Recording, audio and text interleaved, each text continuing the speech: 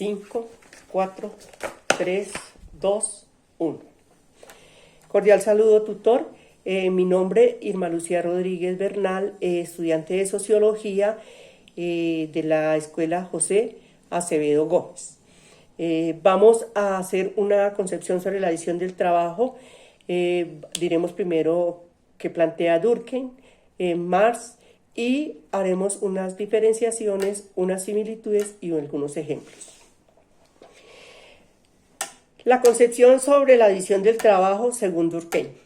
Durkheim, como uno de los primeros exponentes clásicos de la sociología, plantea la sociología como el estudio de la moral colectiva bajo el espíritu de organización y colaboración con un mismo principio. Su objetivo se diferencia de otras ciencias por sus hechos colectivos sociales.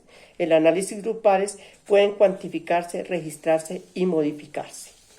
El hecho social se ha impuesto al individuo una relación interna que hace que todo lo relacionado dentro del entorno, el individuo nace dentro de un seno del seno de una familia, pero la sociedad impone un cúmulo de normas ya existentes que hace que tenga que cumplir con esos códigos, leyes sociales que imponen un cúmulo de normas, y de allí parte una duplicidad de conciencia. El Estado es el primer agente de las normas, el otro es el individuo.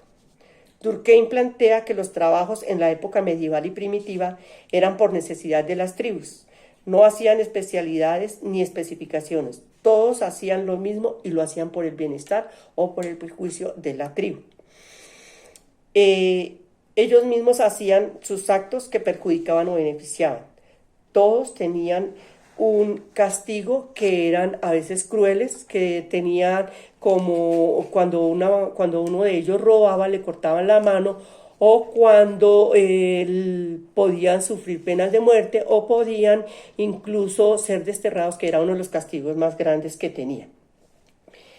Eran bastante rudimentarios y tenían un código de derecho que los sentenciaba y que no les permitía desarrollar su individualidad, y se tenían que regir por los mismos valores. Con la llegada del desarrollo industrial, productivo y tecnológico, llega la división productiva del trabajo. Se ven especializados en diferentes quehaceres y se vuelven más productivos, más ganaderos, más agricultores. Las sociedades cambian y ya no hay una cohesión de forma directa y todo cambia. La solidaridad, que venía de ser una solidaridad mecánica, donde las tribus arcaicas actuaban en beneficio colectivo, pasan a una solidaridad orgánica.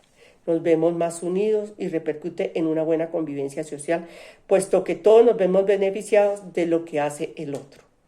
Durkheim dice que somos organismos sociales desde las mismas relaciones interpersonales, y que en las relaciones de hombre-mujer, en sus relaciones sentimentales o de afinidad o semejanza, en el derecho moderno todo puede ser sustitutivo y que puede pagar con una penalización o con una sanción.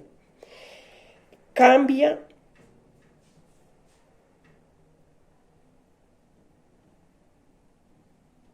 el tejido social, que se ve afectado con un gran acontecimiento o crisis que se llamaría anominia, que significan que hay muchas normas y que cada uno puede elegir por cuál se quiere regir. En estas condiciones no se puede mantener un estallido social. Ahora bien, Marx dice que en la teoría de consensos, las clases sociales antagónicas se contraponen las unas con las otras y que están enfrentados, y así haya una democracia, siempre va a haber un conflicto social y enfrentamiento. El beneficio de una clase es el mal de la otra. Marx plantea que el ser humano necesita comer y dormir, que trabaja para vivir, pero no tiene lo necesario. Con el nuevo modelo hay gente que tiene mucho más de lo que necesita sin trabajar. No es la conciencia lo que define los valores, las ideas, la filosofía, la política y la religión. El ser social quien define la conciencia. El ser social es quien define la conciencia, y para vivir el trabajo debe ser parte de su satisfacción personal. Marx plantea: el individuo trabaja para vivir. Tenemos que organizarnos para producir. ¿Cómo nos organizamos? Da origen al modo de producción de una sociedad, el modo de la producción que impera en el capitalismo, donde la burguesía pone el capital y el proletariado pone la mano de obra. Pero que sin el proletariado no habría producción, porque el dinero y las máquinas no hacen la producción. La gente no capitaliza. La gente con capital contrata al que no tiene capital y de aquí llega la subyugación. Organizan la base de las condiciones materiales para la producción, la estructura social. La estructura social es el método que se propone para la producción y la superestructura social es la cultura y la sociedad. Para Marx, el sistema capitalista está clasificado en dos clases, los burgueses capitalistas y los proletarios y los obreros. La materia prima es barata, pero ya procesada cobra un mayor valor. El proletario o obrero pone la mano de obra y es allí donde pierde su independencia y creatividad, que hace que se desarrolle como individuo. A lo que Marx le llama enajenación del trabajo. El sitio del trabajo debería ser donde se sintiera realizado, pleno, debería ser un lugar de bienestar. La sociedad necesita dividir el trabajo, especializar áreas, adaptarse en los diferentes espacios como consecuencia de la satisfacción de las necesidades bajo la cooperación y la integración. Además de tener la función de la dependencia de unos con otros que genera el orden y una unidad equilibrada que se vea reflejada en una conducta y una moral que respetar. Van a existir varios roles y no van a poner en riesgo la estabilidad. Al organizar el trabajo, socialmente vemos incluidos a millones de seres humanos.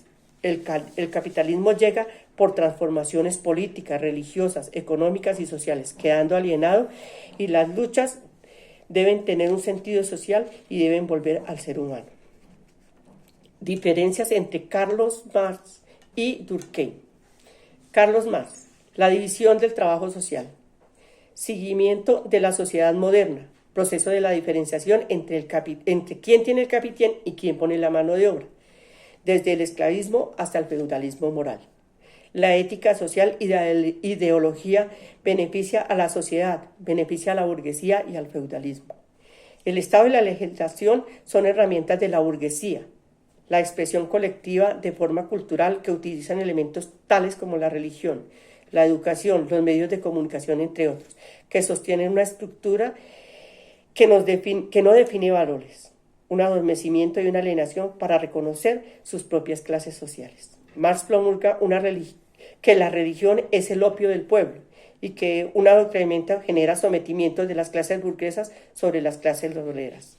Un ejemplo clásico que es la forma de producción en línea y que en su momento implementó Henry Ford en su fábrica de automóviles, donde cada obrero respondía por una ínfima parte de producción. Durkheim establece que la sociedad moderna y de procesos de especialización selectiva, donde cada tribu se especializa en un oficio o trabajo específico o legislación. Vigilancia, roles diferenciados, la convivencia define los valores, la religión es un legado de cohesión que mantiene a la sociedad y a la producción y que debería ser restablecida para recuperar sus valores sociales. La educación se reúne en torno a la ley y el orden. Coincidencias. Las formas de pensar, sentir y actuar se imponen desde el externo hasta el individuo coercitivamente. La estructura social prima sobre el individuo y Durkheim dice que la fuerza productiva y la habilidad del trabajador son condiciones necesarias para el desarrollo intelectual y material de la sociedad. 5, 4, 3, 2, 1.